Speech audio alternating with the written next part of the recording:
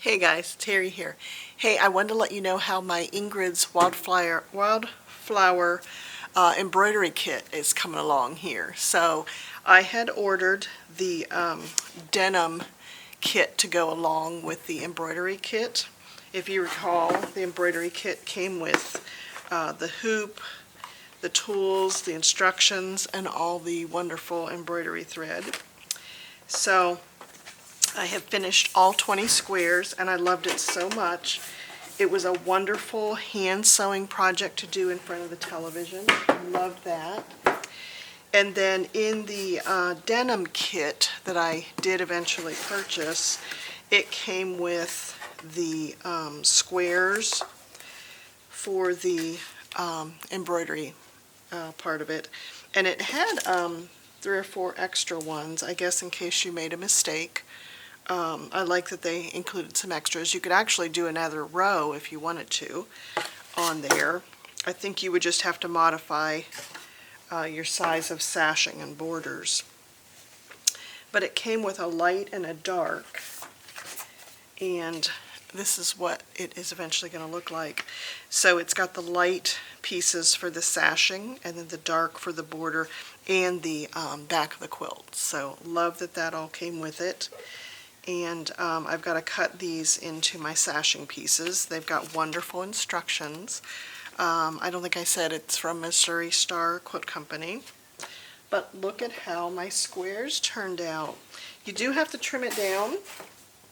They start out at 10 inches and you trim them down to 8.5. And the finished square is an 8-inch square. So look how they turned out. To trim them down, you use a square ruler. This is a 9.5-inch one. I had to trim it to 8.5. I found it a little bit hard to have it in the middle of the square, so I actually took a white piece of paper and cut it to 8.5 by 11 so that I could position it on the square, kind of in the middle. And then I took my ruler and cut each of the sides. So I would suggest that if you have a hard time reading the 8.5-inch mark on there.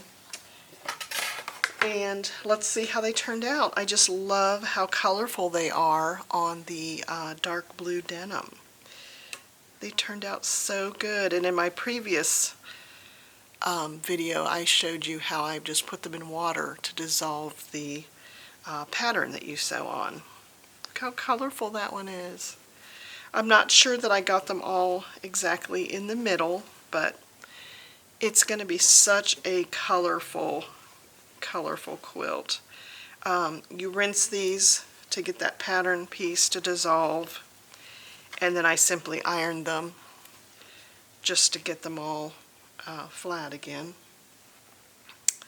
But yeah, they turned out so pretty. It was so fun to do. I was actually sad when I was sewing my last one, but it is something that I want to keep going. I'd like to know whether you could buy that pattern paper and somehow print on it to do your own patterns. Wouldn't it be fun? You could do any design if you could just get the pattern printed onto those dissolvable embroidery papers. So it just turned out beautiful. I'm so happy with it. Each one is a different color scheme. So fun.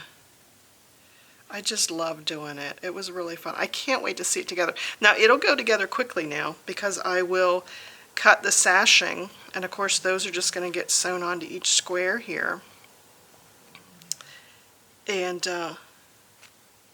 it'll go together quickly. And I love that I have the backing for it too.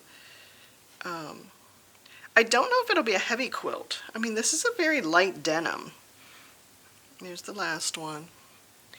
So it's a very light denim. It's not. I would say it's not as heavy as jeans material. So it'll be interesting to see how heavy the final quilt be.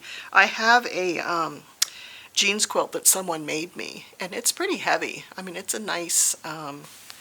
It's kind of a nice. What do they call those blankets that are just a weighted? Oh, a weighted blanket. But I don't think this will be too heavy. I think it's going to be very comfortable.